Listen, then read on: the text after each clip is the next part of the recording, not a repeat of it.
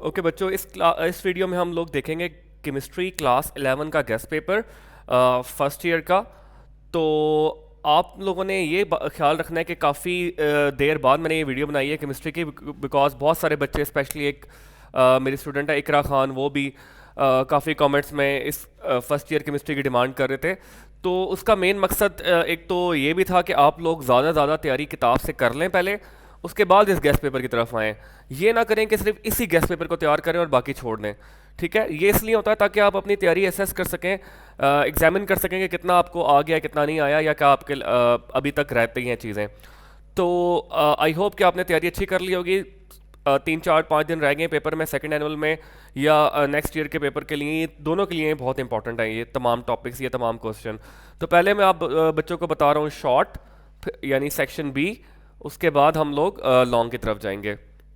तो नंबर 1 है define mole, Avogadro number, limiting reactant, theoretical yield. ये आप लोगों ने शॉर्ट के लिए अच्छे से प्रिपेयर करने हैं। Actual yield is always less than theoretical yield, short के लिए।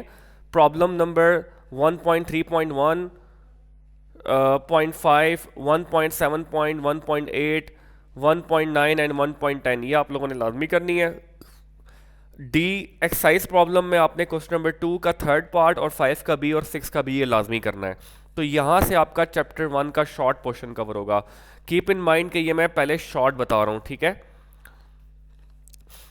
इसके बाद chapter number 2, write down the important points of Planck quantum theory, defects of Bohr atomic model.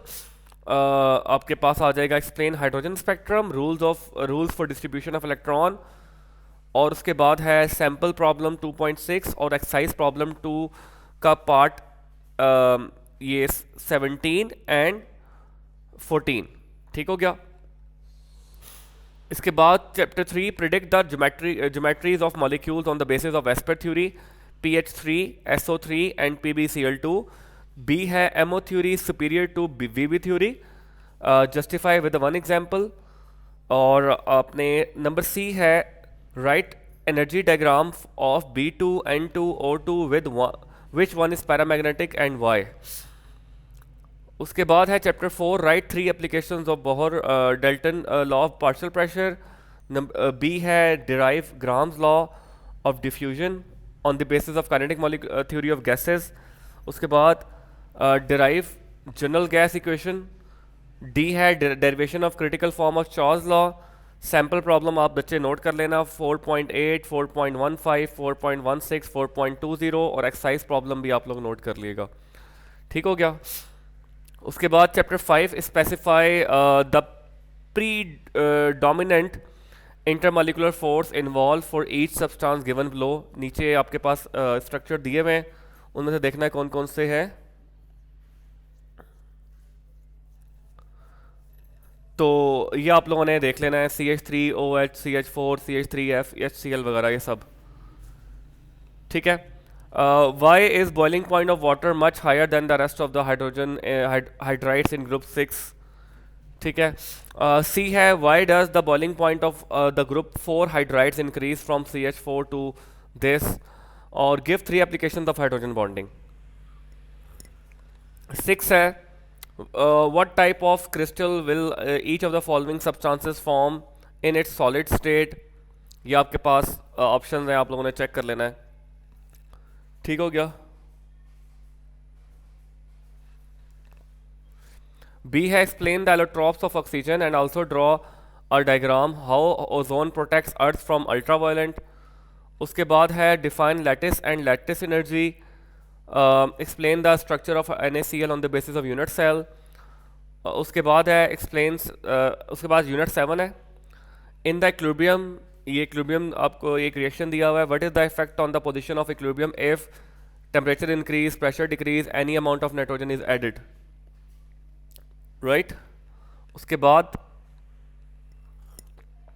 Discuss 2 applications of equilibrium constant, extent of reaction and direction of reaction, right condition for equilibrium.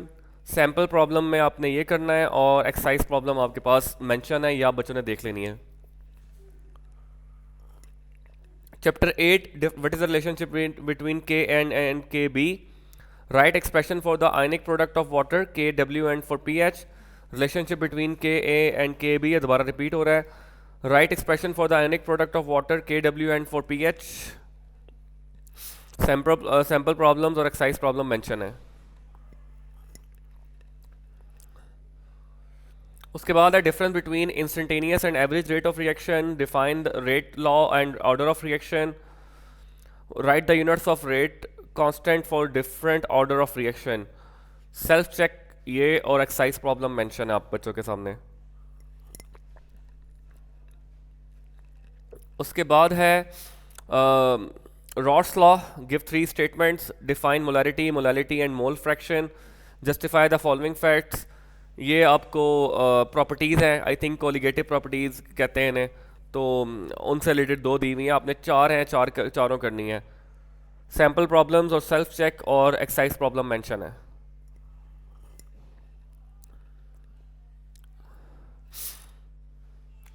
Define the following term, enthalpy, state function, self check और exercise problem mention है बच्चों के सामने।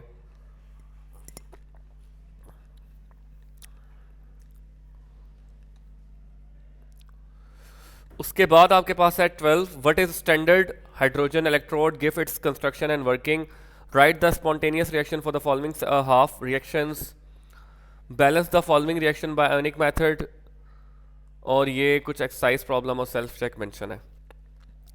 ठीक है, यहाँ तक आप लोग अगर निशान लगा लेंगे, कर लेंगे, उसके बाद लॉन्ग क्वेश्चंस आ जाएंगे। तो लॉन्ग क्वेश्चन में चैप्टर नंबर 2 से स्टार्ट करते हैं।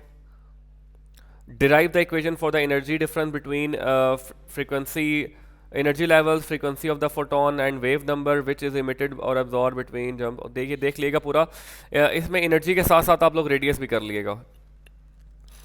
और एक्सप्लेन क्वांटम नंबर, वो चारों क्वांटम नंबर्स एक्सप्लेन करने हैं आपने, एजीम्यूथल और क्या कहते हैं मैग्नेटिक स्पिन, तमाम। सही हो गया। अब आगे चलते हैं।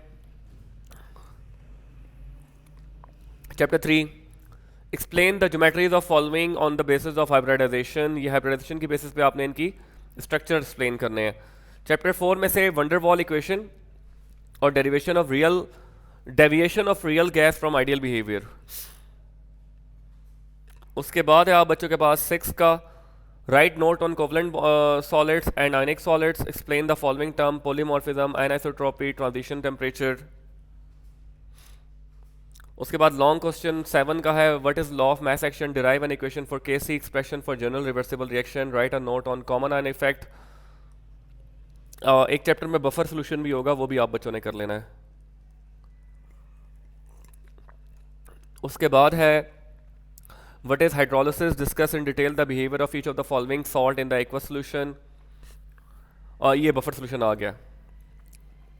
ये पार्ट्स दिए हुए हैं, ये पार्ट्स पढ़ नहीं रहा, आप बच्चों ने देख लेने हैं। ये NaNO3 CH3 COO NH4। Chapter 9, explain collision theory. Chapter 10, how will you explain that elevation in boiling point, depression in freezing point is a colligative property and derive the expression for molecular mass of non volatile and non electrolyte solute. हेज़ल्स law chapter 11 में से, Born Haber cycle, and last but not the least what is electrochemical series, give its application, chapter 12 में से। तो ये थोड़ा आप बच्चों को वेट करना पड़ा है, लेकिन आप लोगों के लिए काफ़ी कॉम्प्रिहेंसिव पेपर मैंने गेस्ट पेपर बना के दिया है, ताकि आप लोग तैयारी को एक्सेस कर सकें या एग्जामिन कर सकें कि कैसी आपने की है, कैसी नहीं की। You still have few days, so आप लोग तैयारी पे ज़्यादा से ज़्यादा ध्यान दें ताकि इम्प्रूव कर सकें आप लोग।